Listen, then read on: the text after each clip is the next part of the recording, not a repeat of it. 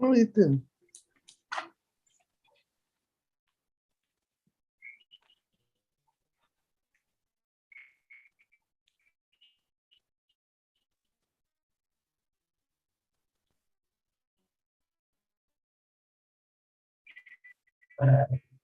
How y'all doing? All right, all right. Good. How you doing, Dr. Scott? Good, good. All right, we'll get going in 1 minute. We're working on some technical issues that we finally got straightened out, but now we're getting set up, and if I had about 10 more minutes, I can put it where I want it. But right now we're gonna go basic so I can make sure we don't have no problem this time. So we're not gonna have all the pretty graphics this time, but they're gonna get all in. I want to thank everybody for joining us. Those that are watching on social media, you can please share. If you'll please share the post. I just pinned the link if you want to join us on Zoom. I just pinned the link in the comment section. It's at the top of the comment section, and so you can feel free to join us on Zoom if you like. And we're looking forward to, and Dr. Scott, I made you a co-host, and so if you want to share anything, it's in your hands. But just want to thank everybody for joining us. If you're watching on social media, please go ahead and share the post. Again, if you're watching on social media, please go ahead and share the post. We're not going to look as cutting edge as we normally look, because we've had to literally upgrade everything, and I ran out of time, and so we're back to the basics. But we will be able to, you won't be losing us on social media anymore. And so now I'm going to place it in the hands of Dr. Kerwin Scott for our monthly Dental Health Academy. Dr. Scott, it's in your hands, sir. Okay. Look, you, Pastor, you ain't the only one taking it back to basics. You ain't the only one. You know, it's everybody's so busy. There's so much to get done. Personally, professionally, everybody's busy trying to help and trying to get things done. So, but I appreciate you, Pastor, for giving me the platform, even if it was on paper. It wouldn't make a difference. And thank you for everybody for coming through and participating. I won't keep y'all long tonight. After the last meeting we had, which I had a good time, and we had talked about a lot. But there was like some questions about toothpaste and stuff like that. And I thought to myself, here I am talking about all this stuff, but let's kind of get back to the basics. So I guess, Pastor, you kind of coined the theme for tonight. Now that I'm really thinking about it, back to the basics. Mm. And so tonight it'll be just a couple of slides. But again, ask me questions. If you have any questions, you can jump in and ask me. I don't mind, or you can write them in the chat, and I'll stop and answer the questions. But I really wanted to just talk about some of the basic things that people see every day. And a lot of this information you can go to, this isn't anything that I came up with, but things that I gathered off the internet. So you can go to like a Crest. Like if your favorite toothpaste is Crest, you can go to their website and they have plenty of testimonials, plenty of articles, and plenty of other information that might be useful for you. You might see something on one of these websites that might be similar to a situation that you've gone through or are currently going through. So it's always good when you have questions to always fact check, no matter who you're talking to, what healthcare professional you talk to. Always take some time and fact check, because your health is in your hands, really. All right, can y'all see my screen? Yes. Yes. Yes. Okay. Now, I will say I don't have recommendations on a favorite toothpaste or a favorite toothbrush or a specific type of floss, because everybody's so different. Everybody has different dental needs. So there is no one size fit all for individuals. What you should do is, really get in contact with whoever you see, whether you see in a general dentist or a specialist or anybody.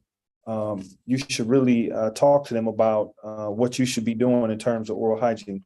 And I forgot to mention, for those who are new to the Dental Academy, my name is Dr. Kerwin Scott. I'm a third-year periodontics resident at the University of Florida, and I'll be graduating pretty soon, so I'm excited about that.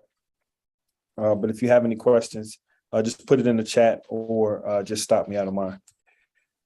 All right, so the first topic I want to talk about is black gums.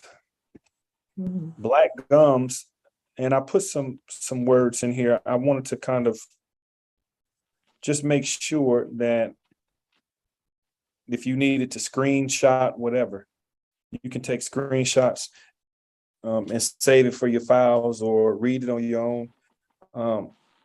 But black gums. And all this information can be found at this little website down on the bottom left-hand corner. You can copy and paste that and put that in your browser to take you right to it. So some of the symptoms of black gums are bad breath, dark stains on the surface of your teeth. You can have loose teeth. You can have hard deposits on your teeth, red, swollen teeth, basically sick teeth. They look sick. They don't look healthy. Or you try to brush your teeth and your gums hurt, or you brush your teeth and you can't get, and you notice this stuff stuck on your teeth and you can't get it off with your toothbrush. Those are all causes of really periodontal disease, but more so what they would call black gums. And the reason that they call it black gums is because it turns your gums black. All right, Dr. Brizos. Yeah. See you, man. All right, man. So the black gums, they call it that because it turns your gums black right around the surfaces of your teeth. And really what that is calculus that's built up, tartar, plaque that's gotten hard and built up on your teeth, and it gets up under your gums and it turns them black. And so I put some pictures in here just to kind of give you some examples of what to look for. When you see this type of calculus, normally when I see this type of calculus, that tells me that you probably have, more than likely you have periodontal disease, because this is more of a chronic thing that builds up over time. It's not something that just builds up over a day or two. This takes a little bit of time to build up. And once it builds up, it really causes swelling in the gums. And then you get into that periodontal disease, which is what I talked about last week. And so you really want to be on the lookout for this. And it says, you know, basically you want to get in contact with a healthcare professional, and it tells you in this first block up top, recommended rinsing with fluoride mouthwash, which we talked a little bit about. Y'all had some questions about mouthwash, toothbrushes, and stuff like that. So the recommendation, if you do have something like this, is first get in contact with your dental professional, and then you want to use products like fluoride mouthwash that has fluoride in it, and brush with the antimicrobial toothpaste. Those types of toothpaste help to break up gum disease. They help to reverse it. So those are always good. And some of the causes of black or dark gums, poor oral hygiene, which can lead to that tartar buildup and give you that color. Like we talked about last week, smoking, diets high in starch and sugar, drinking liquids with stains such as coffee and wine, trauma or damage to the gums. And then it just goes on to talk about some of the stuff we talked about last week, like the blood vessels that are in the gums. And it says that so when tartar reaches below the gum line, it's referred to as subgingival tartar because it's below. Sub means below, like a submarine is below underwater. It's below the gums, and it sits there for a long time, and it absorbs blood because you have these micro vessels. When you have inflammation, all the little tiny blood vessels you have in that area, sometimes it'll be so much pressure on them that they'll pop, and they stain that calculus over time, and it can become black too. So that's another way that you would see what they typically will call black gums. Anybody have any questions or comments about that? This is Sister Thompson, but it has Hey. there's people that have black gums, but doesn't have a problem, right? Right. So African Americans, we have pigmentation in our gums where they look brown. Actually, the color is called mahari. It's like a brownish a color, maroon brownish color. Mm-hmm. But that doesn't necessarily mean you have sick gums. It just for African Americans, we have pigmentation, so that pigmentation spreads throughout our entire body. Right. Okay. Yeah, that was the same piece I had, because I think it was the last time we talked and you were showing us different gums. And when I think of black gums, I was kind of on the same page as Sister Thompson, but you're not necessarily talking about the darker pigmentation. You're talking about this stuff right around the teeth, the gum area, right around the teeth. And and so I think I'm glad you brought that up, Sister Thompson, because I don't want us to look at people with darker gums and think that this is what we're talking about. Yeah. Thank you for bringing that up to clarify. But when you look at these pictures, you see that build up right around where the gums are down there. Right. And basically, what this is saying is you have plaque buildup. So I guess the moral to the story with black gums will be, if you see your gums changing colors, if you see things on your teeth that are different colors, you need to go to the dentist and get that taken care of. And then it just gives you some recommendations on what to use to help combat gum disease and periodontitis. So moving forward, Oh Lord. yeah, this is of course a severe case of it, and you see how it was colored. You know, a lot of people with this type of calculus, you know, I have seen people work with people with this, but I see a lot of people who were, you know, maybe homeless, or people who might be in and out of facilities, elderly. You know, they live in these hospice in these places, and they can't, and these people are not brushing their teeth. So, you know, if you have a family member who lives in a long-term care facility, they're not really trained on how to take care of a person's oral hygiene. Or if a person is disabled, you know, a lot of people who are disabled, who have, you know, things like Down syndrome, stuff like that, they can't brush their teeth. They don't, or very severely autistic children, you will see this type of buildup in. And so this is a severe case though. And it just, and again, it gives some recommendations on how to remove black tartar. Brush your teeth twice a day for 2 minutes at a time. If you're prone to excessive plaque buildup, you should brush after every meal. You should switch to a tartar-controlled toothpaste with fluoride to prevent decay and buildup. And you should always floss at least once a day to remove that food and bacteria that get trapped in between your teeth. And you should always visit your dentist twice a year. Mhm. And avoid tobacco products. Tobacco products are terrible because, again, tobacco has nicotine in it. Nicotine causes your vessels to constrict. Mhm. All right, so moving forward here. So our next topic will be sore gum. And this is a lot of information over here about sore gum. So don't worry about reading all this. You can if you want to. But basically, there are a number of reasons why you would have sore gums. There are a lot of different reasons why you would have sore gums. And some of the reasons are you could, sometimes anybody ever bit their tongue? Yes. And then, man, I bit my tongue the other day. My tongue was swole up. It hurt. Mhm. And, it's really easy to injure your tongue. Your tongue has a lot of vessels and blood vessels and nerves and a whole lot of stuff in it. And so, when you injure it, it's a serious injury. It hurts. But some of the causes and symptoms of sore tongues could be bites or injuries, like I talked about before. You could have oral thrush, like you see this white tongue over here on the upper left. You could have canker sores. I know a lot of people, I don't know many people who haven't had a canker sore, some form of fashion. Or cold sores. Canker sores and cold sores are, can be interchangeable. They're very contagious. That's why, if you kiss somebody who has canker sores or cold sores or different forms of herpes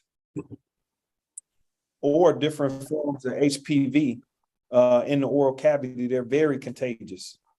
For herpes has, I believe, there are a lot of different complexes of herpes, but herpes has 4 complexes that I know. They show up in different places, some on the genitals and some show up in the mouth. Then with HPV, where you see on the commercials where you want the kids to get vaccinated, HPV has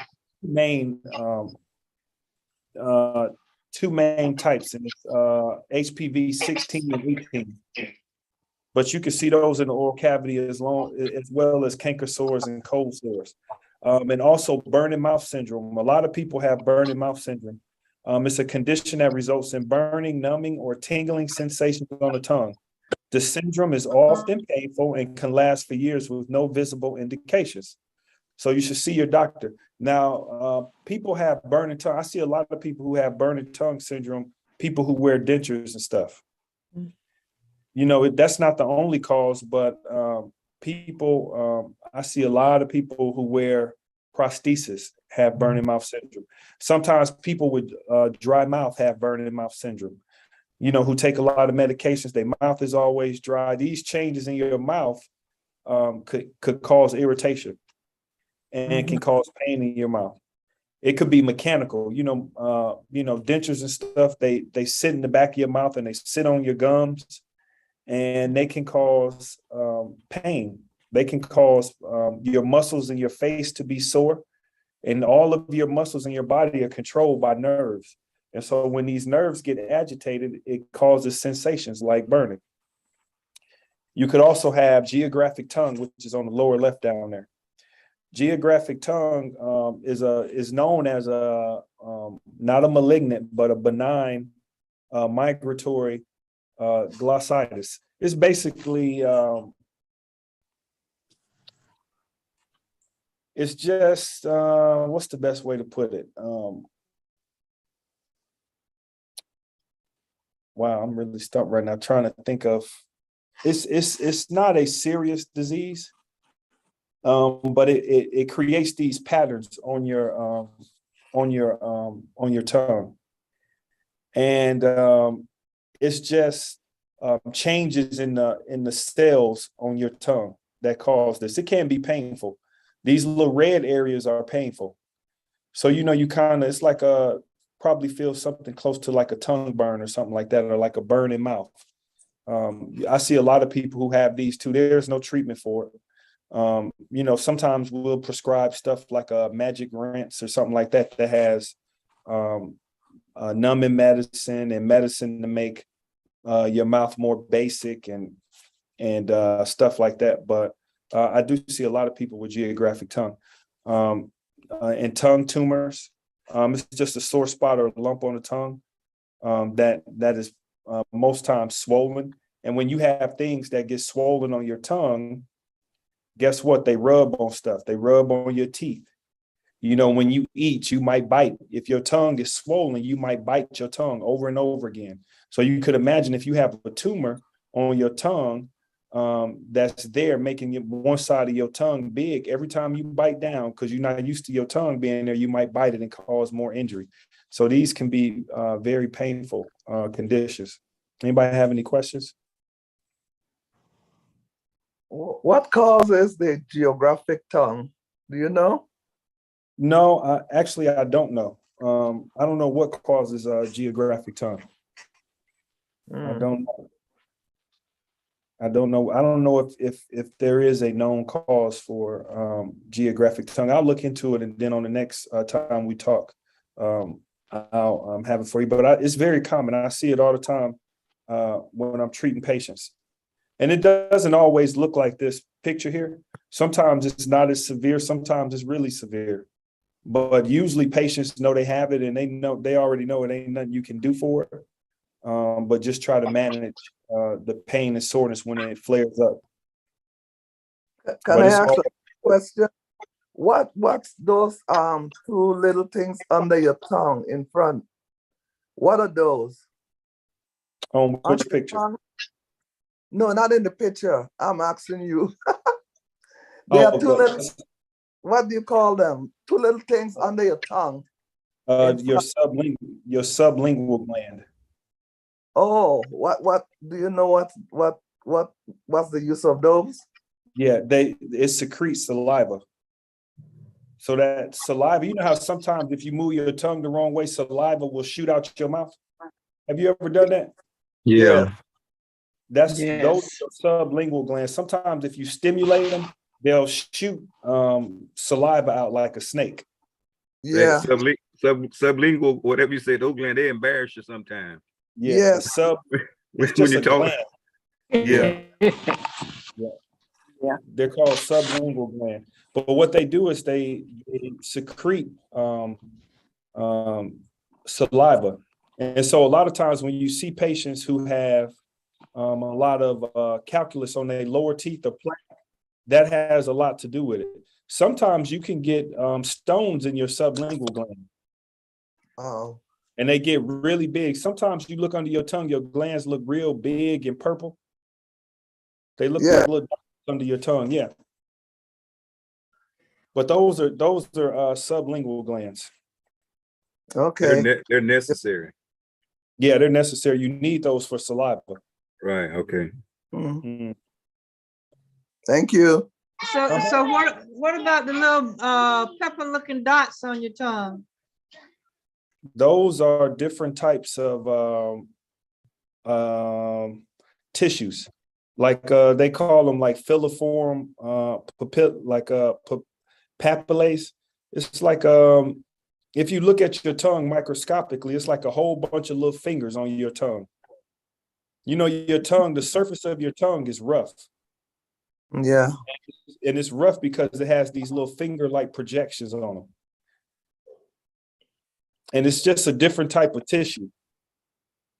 Okay. And all those tissues have, sensors and nerves and vessels and they're very glandular. So, you know, you have your taste buds on the sides of your tongue in the back.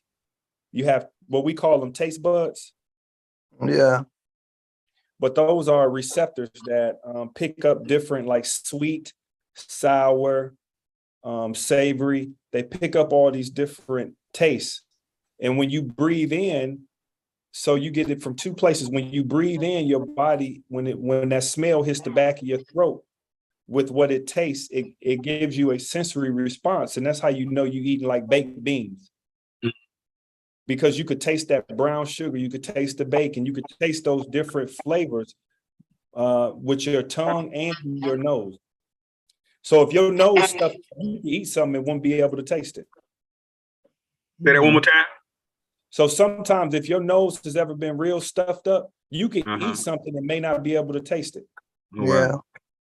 Because those taste buds and your nose, they work together and they send a sensory response up to your brain, and your brain to tell your body, hey, you eating baked beans with bacon in them. They have memory, they store, your brain will store up, create a database for all these different flavors and tastes. And over time, you can recognize them. Even if you blindfolded yourself, if you ate a banana pudding, you would know you were eating banana pudding. So when the scripture tells us that we're fearfully and wonderfully made, it's telling the truth. Our bodies are complex, huh? Yeah, very complex. I mean, even if you think about it, to me, like, you know, to be able to move your fingers, hold your head up, take a breath, blink your eye, lick your lips, think about a thought, you know, all these different things are going on at one time. Your body's making all these calculations. Just think about when you drive. Your eyes are doing mathematical calculations to tell you when to stop so you don't hit that car in front of you. You know, you looking at your surroundings, you know, I mean, your body is just, it's an amazing thing when you think about every single, all your limbs are moving individually. Yeah. You can wiggle your toes, wiggle your fingers, turn your head, blink your eye, take a breath, swallow, your heart is beating, your lungs are taking in air, your body is digesting foods. I mean, it is a tremendous, it's a lot going on in your body. Yes. At all times. It's really amazing. On Facebook, Lori wants to know what causes oral thrush. Oral thrush is a fungal infection. It's caused by a bacteria called Candida. And the condition often leaves painful or white yellowish lesions on the tongue. So it's just a bacterial infection. So sometimes, you know, stress, when you get stressed out, you know, your immune system may be weakened.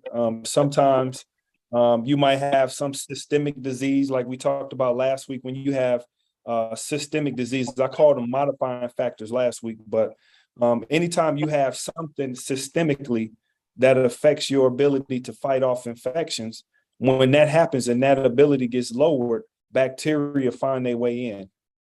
And that's and as a result of you having a bacterial fungal infection, that's how it presents. Do you find, if this is Sister Thompson again, do you find thrush more in young children or adults?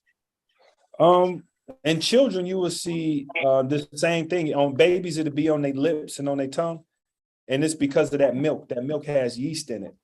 Yeah. Now, in adults, yeah, I do see it a lot in adults. It doesn't necessarily, I don't see it that much on the tongue. I see it in the gums a lot. I see a lot of bacterial infections that manifest on the gums. You can see it on the tongue too. Like people who smoke, people who drink a lot of coffee, people with bacterial infections, a lot of times you will see it on the tongue because your tongue has those little finger projections on it. And it's and those are, you know, a lot of times like all this white stuff on his tongue, it sticks in there. You could scrape this stuff off of here. You could scrape it off. Do you think a tongue scraper works? Yeah, tongue scrapers are really good if you have really you should be cleaning your tongue anyway. Because if you stick your tongue out when you go to brush your teeth tonight, a lot of people have white on their tongue. Right. Or if you drink a lot of coffee, your tongue might be brown. Or if you smoke, your tongue might be brown. Your tongue picks up a lot of the colors that come into your mouth. Mhm. And it creates a canvas for bacteria too. Mhm. And that's Yeah, why that tongue is white like that. that's what I believe in tongue scrapers. Yeah. Mhm. Yeah, tongue scrapers are good. All right. What about your toothbrush, Dr. Scott? Can you use your toothbrush to do your tongue? Yeah, you can use your toothbrush, but that's what I do. I don't have a tongue scraper at home. I just before I turn my toothbrush off, I just rub it on my tongue. Okay, I use an electric toothbrush, but then when it's time to do my tongue, I use a handheld toothbrush. Well, and why do you do that? Well, the electric toothbrush, I think, go too fast for me to do my tongue. So I have better control with a manual when I just use a regular toothbrush to do my tongue. Which is good, yeah. I mean, which is good. Yeah, that works. That works for you. Yeah, and a lot of times, I mean, with that electric toothbrush, it may be too harsh for your tongue. And a lot of times, or other times, you might be gagging. You put something on your tongue, Right. Yeah, you get back there too. You a gag. So, whatever you have more control that makes it more effective is what I would do. Whether it was a tongue scraper, you had a separate toothbrush, or you used, one toothbrush to do everything. And make sure you change out your brushes every 3 months. Right.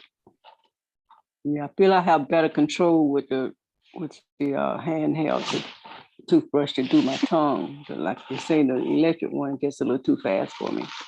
Yeah. Mm-hmm. Thank you for sharing that, because I didn't even think about that. Thank you. All right. So moving right along here, more information about sore tongue. So just basically maintain good oral habits. Again, brush twice a day. Use electric toothbrush for additional plaque and tartar removal, or use your hand toothbrush or tongue scraper. Whatever you use that works, use it. Like I told you before, everybody's oral health needs to be managed different. And it takes you working with a healthcare professional to figure out what the best course of action is for your mouth and for your overall health.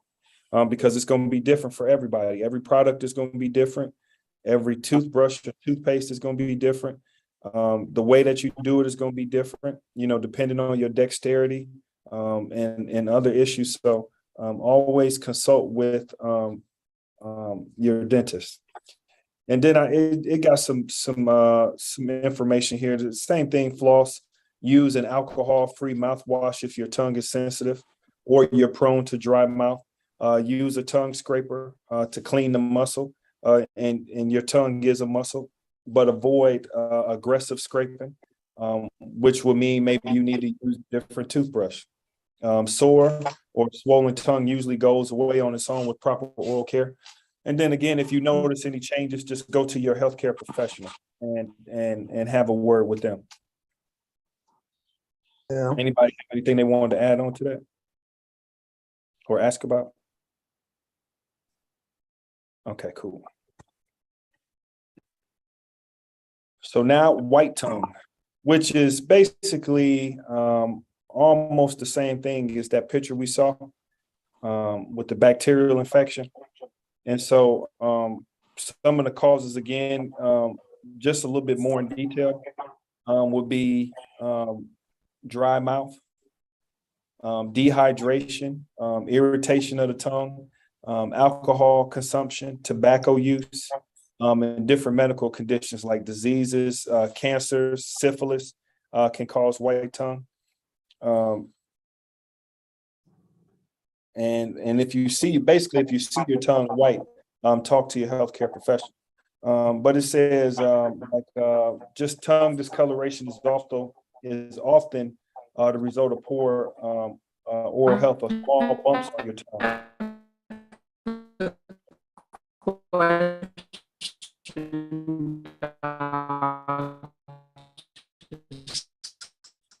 somebody have a, Yeah, no, organ.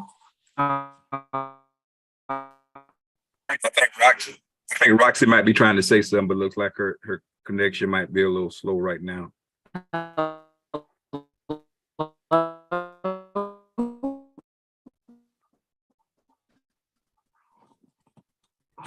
man, what happened to my slides? Then went away. Give me 1 second. I don't know. Okay, there we go. Can y'all see my slides? Yes. So just type it if you can't get, if your connection is a little bit slow, just type your question in and we'll get you hooked up. So you know, some of the reoccurring issues to that tobacco use and medical conditions, like dry mouth and other things, are really cause a lot of issues in the oral cavity.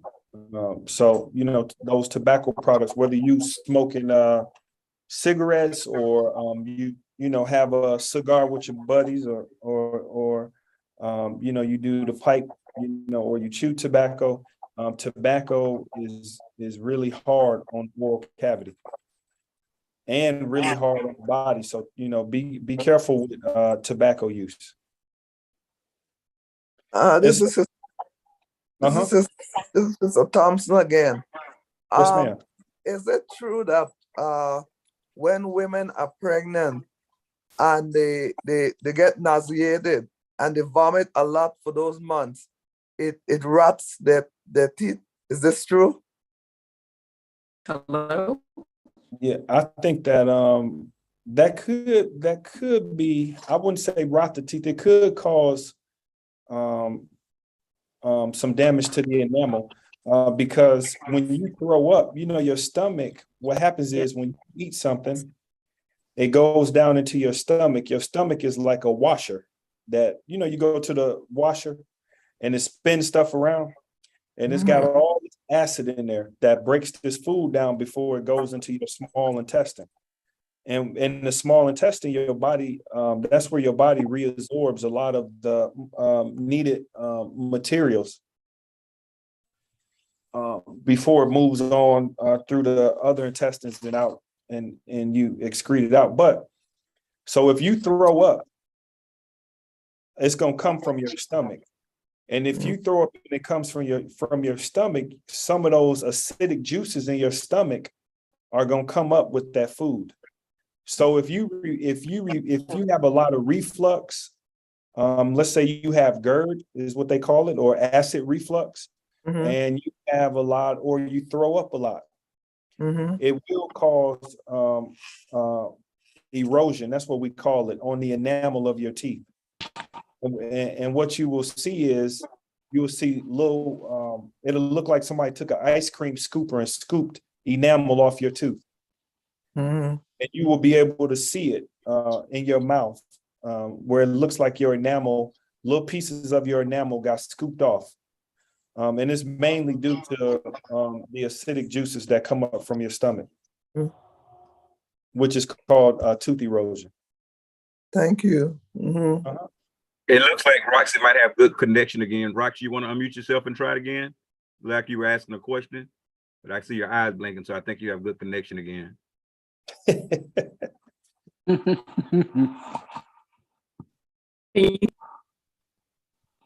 you hear me? Keep going. You got a little better than. Hello? Okay, we hear you. There we go. I'm speaking. We got you. We got you. How you doing? Okay, can you hear me now? Yes. Yeah. We hear. Okay, I've missed quite a lot of I'm going in and out. Going back to your initial slides, I know my last visit to my dentist, they introduced something to me that looked like a little toothpick. And they said that it's for going in between your teeth, as well as massaging your gums. Is that a helpful tool to use consistently? And I don't know the name of it. Yeah, we give them out all the time, and I forget the name of it, but we give them out all the time. in terms, They stimulate the gums. They stimulate them. It's a helpful tool. Yeah, of, that helps. I don't really tell you the truth. I don't really give them out that okay, to help the, okay.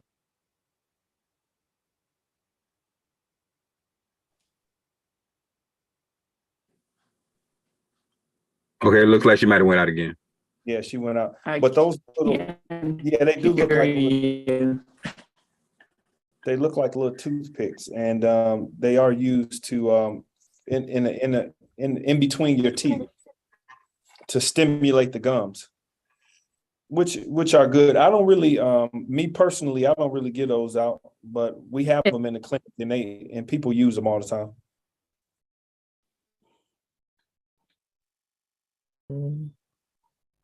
I think she's still talking.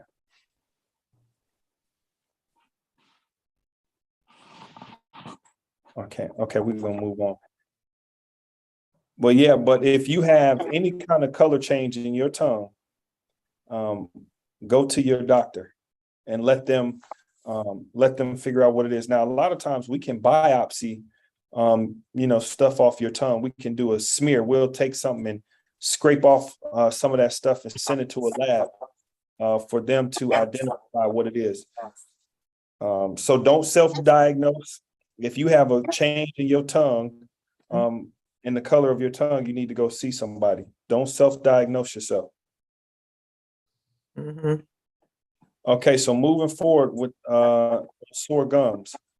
A lot of this we talked about already. Brushing too hard, improper flossing. You can have infection or gum disease. You can have different types of deficiencies, vitamin K deficiencies, hormonal changes, leukemia, or other blood disorders. If you notice that you're starting to have sensitive gums, you need to go talk to your healthcare provider. You could also, we talked last time about gingivitis and periodontitis. Other causes of sore gums could be changes in your diet, and again, tobacco use. So this just talks about, I saw this stat on there, says many Americans have gingivitis. Additionally, 80% of sensitivity starts at the gum line, making it much more important to pay special attention to your gums. So you start with this sensitivity in the area, and then it just gets worse and worse over time. So again, just some recommendations to have really good oral hygiene. Eat a well-balanced diet, see your dentist regularly, floss at least once a day. Don't use those medium and hard bristle toothbrushes. Always use soft bristle toothbrushes. They're really good at massaging your gums. Now, this is one that we see all the time too. TMJ, the temporal mandibular joint, which is here in red. And, you see a lot of people who can't open their jaw, or a lot of people who clench and bite at nighttime, grind their teeth down. You see a lot of people who have pain, and they have to go get treatment for that. A lot of times what they'll do, you go to the oral surgeon, oral and maxillofacial surgeons, and they will inject, sometimes they use Botox. We use Botox sometimes for the joint, but mainly oral and maxillofacial surgeons will use the Botox, or they'll inject different fluids in there that will stimulate fluid, like synovial fluid that you see in the joints, to kind of help. Because every time you open your mouth, that little joint in the red right there moves. It has a little path that goes up and down every time you open and close your mouth. And sometimes because of clenching and other diseases, you lose that cartilage that joint slides on, like in your knee. And so sometimes it'll be on bone and causes pain, or you will hear clicking. You open your mouth, you hearing clicking and popping. Or sometimes I've had patients that I might be doing a procedure on, and they've had their mouth open. I say, hey, can you open your mouth wide? They open their mouth wide, but they can't close back down because their mouth locked up. And so sometimes we'll have to go in and slip that bone back into the joint. Sometimes it'll get outside of the joint because of the way it moves. And so sometimes we'll have to slip it back in. But I will say, if you do have clicking and popping, or you notice that you grind your teeth a lot, you need to go see, I would recommend going to see an oral and maxillofacial surgeon. But some of the causes associated with temporal mandibular joint dysfunction, and they have it here as TMJ, but it's temporal mandibular joint. That's the name of it. It's often hard to determine. It could be a number of causes. You could have had an injury. You could have had clenching or grinding. Sometimes you see people with trauma. Some people, like, let's say you get in a fight and somebody hits you in your jaw. You could damage that joint. If you fall off a bike or you ride ATVs, if you hit a pothole in the ATV, you fly forward. You might hit your face on the handlebars, or if you ride on a bike, you might fall. We see a lot of that facial trauma, especially with fights, the scooters, those ATVs, stuff like that. We see a lot of facial trauma. Mainly the oral and maxillofacial surgeons, which they're dentists too, they deal with facial trauma, whether it's gunshot victims or people who have trauma, like over the holidays when UF had the football game last week. A lot of my colleagues were, while everybody else was tailgating, they were in the OR operating on people because people get drunk and get into fights, or people fall, or people get in car accidents, or people have scooter accidents or ATV accidents. So again, I recommend, if you do have any like click and pop, and go see an oral and maxillofacial surgeon. But some of the areas, like I said before, you could have disc erosion or displacement. A disc is like the cartilage that bone sits on. You could have joint damage, like injuries or like trauma, stuff like that. Some of the treatments for TMJ pain are over-the-counter pain relievers. A lot of times I will make a mouth guard for patients who have like a little mouthpiece that they sleep with to help them with that clenching, so it keeps some separation in between their teeth so they can't clench down on their teeth at nighttime. You could go to physical therapy. You can have education and counseling. In more severe cases, you can have surgical procedures done.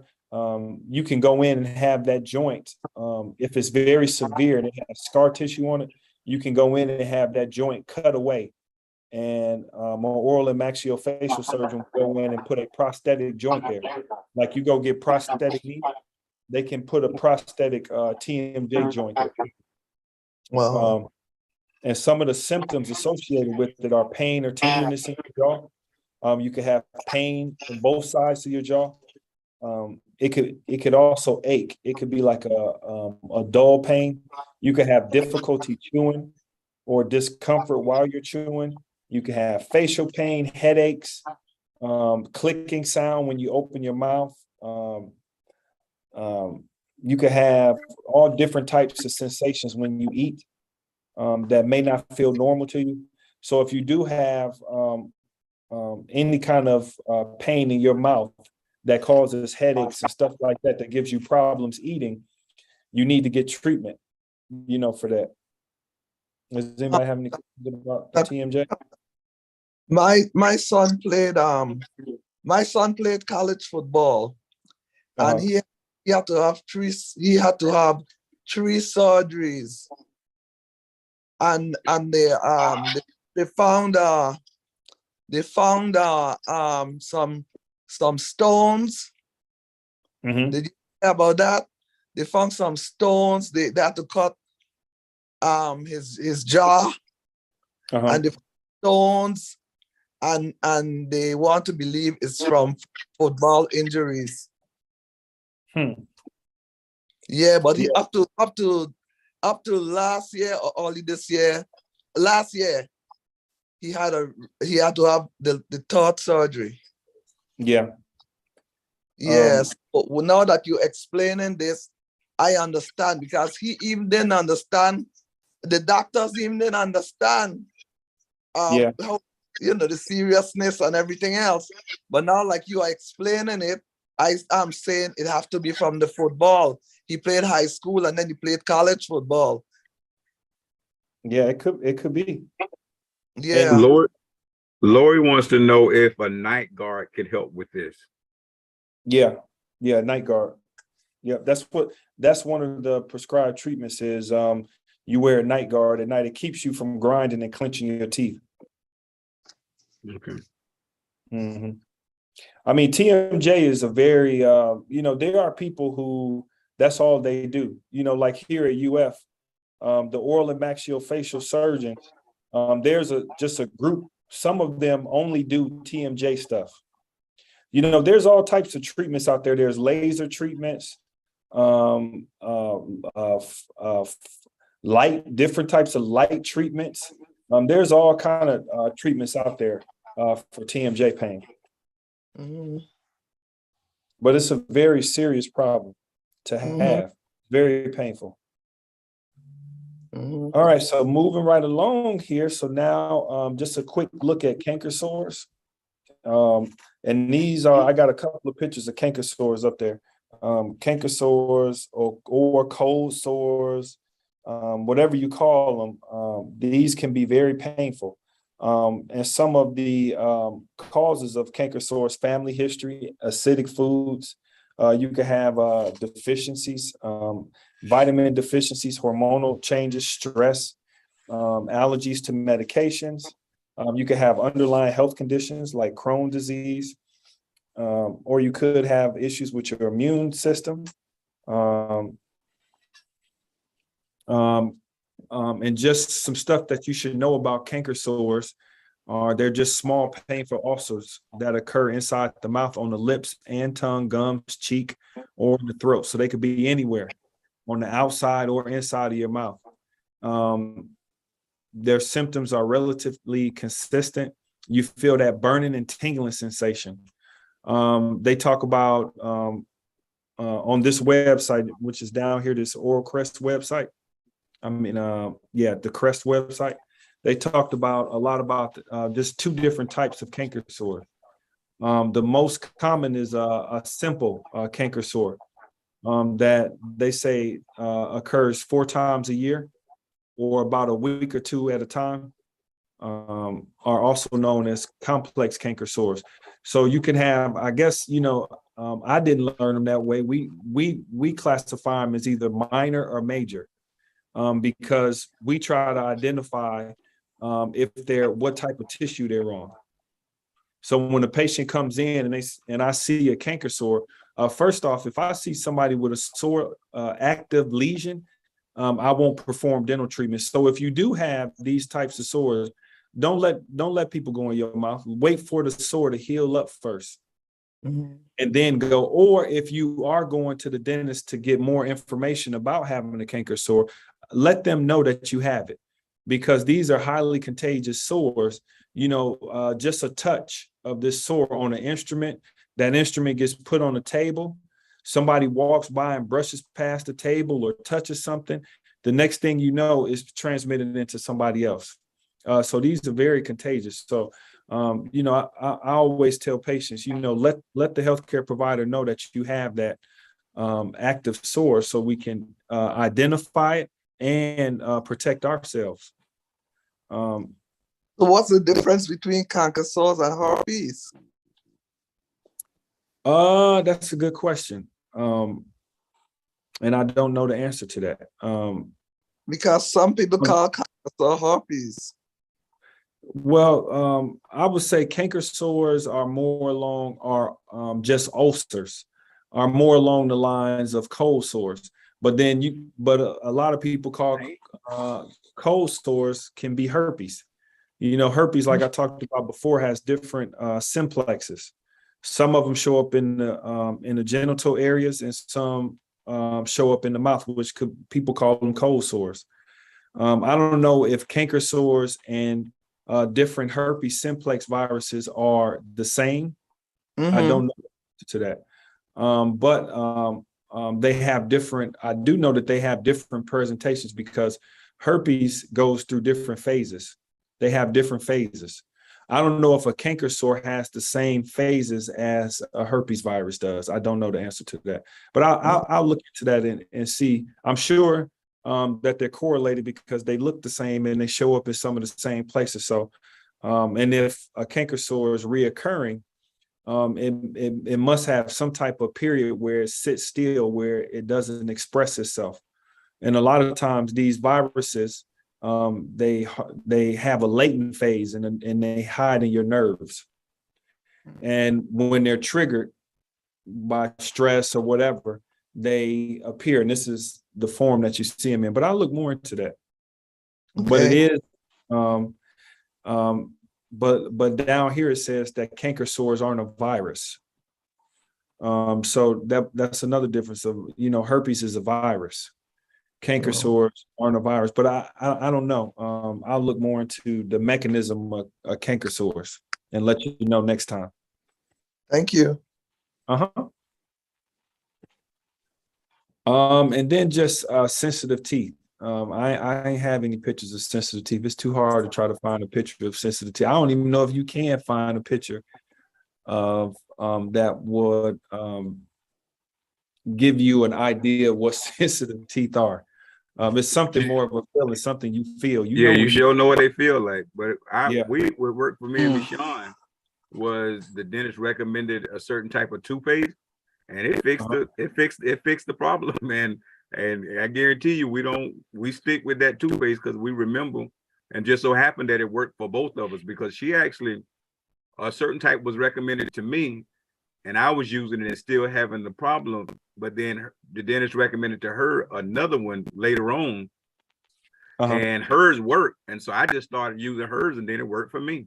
And so we've been using a certain type for probably about 2 years now, and neither one of us have that issue anymore. So I don't know if it's what I don't know. I know it has something to do with enamel, but I don't know if it put some kind of extra coating on the teeth or what. But I tell you what, it sure worked.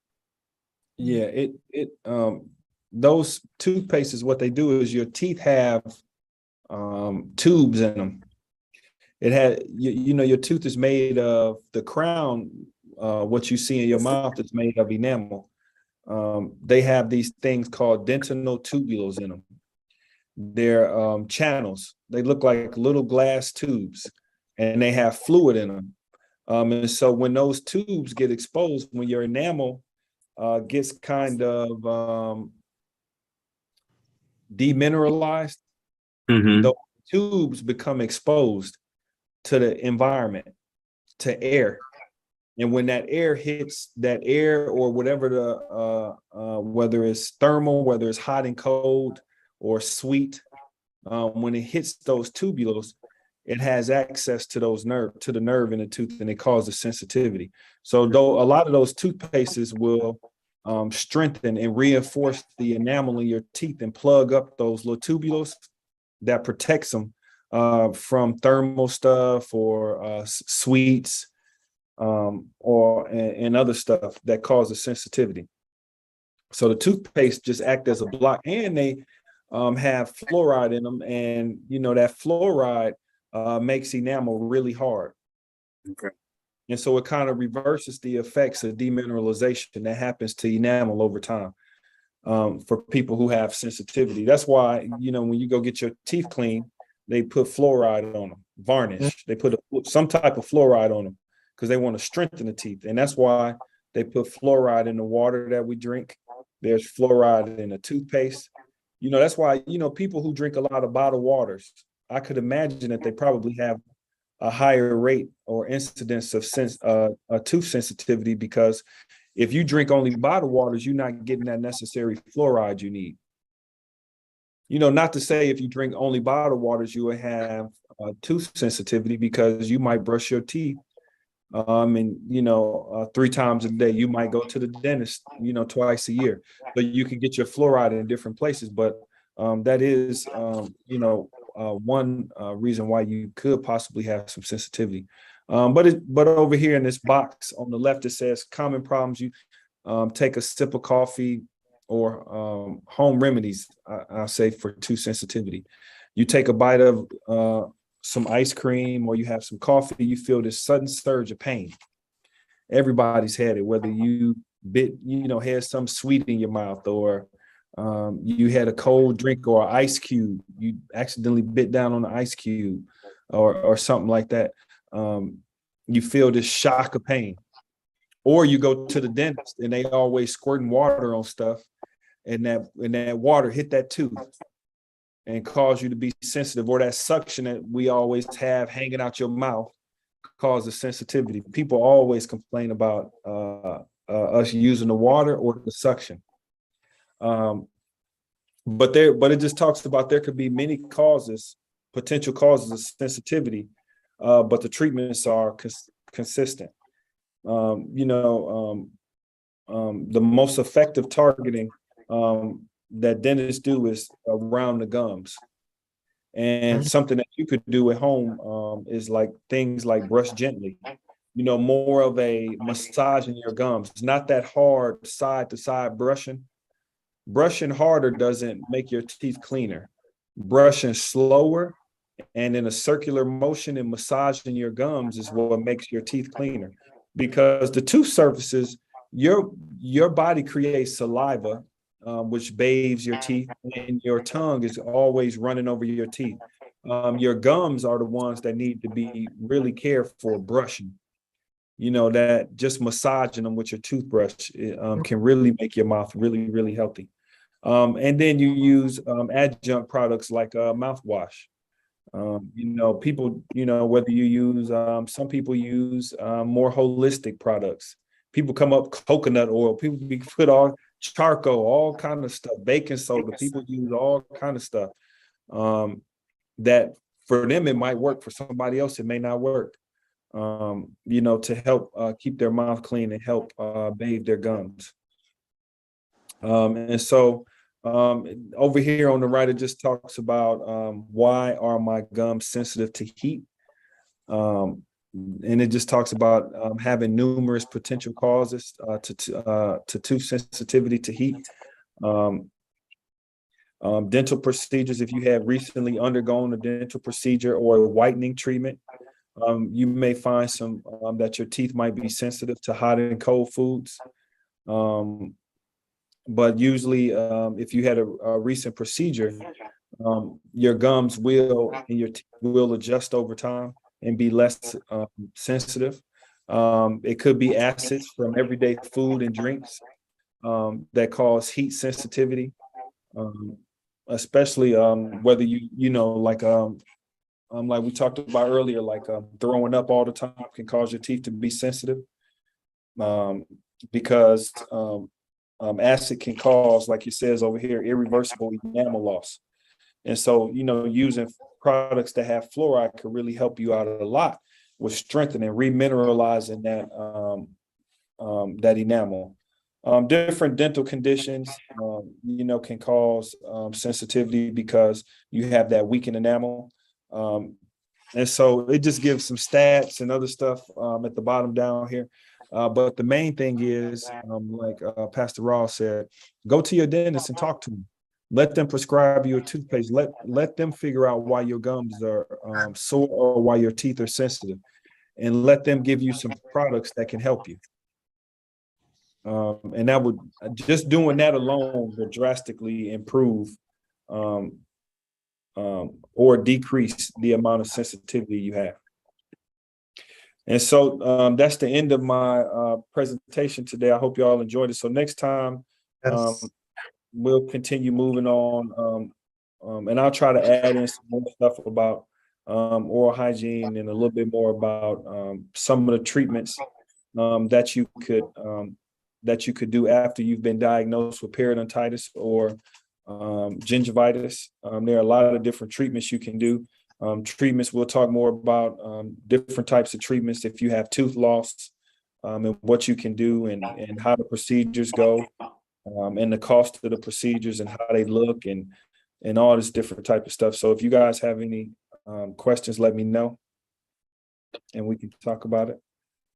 All right. Well, I just want to say thank you. This is very useful information for those that are watching on social media. If you know somebody that you need to forward this to, we're just trying to provide a resource to our community, whether it's mental health, whether it's physical health, whether it's dealing with nutrition. Here we're dealing with dental health, just trying to bring resources to help our people out that you don't have to pay for. And so we want to thank Dr. Scott for sharing this information, but make sure that you share the information with people that might need to hear it. Anybody else got anything you want to say before we close out? It was a great session. Thank you. Yes, Thank you. I appreciate It you. was. Thank All you. right. All May the right. peace of the Lord be with you. All right. and with And you, you Pastor. as Have a well. good week. All right. See you Have a great day. Good Meet night. again.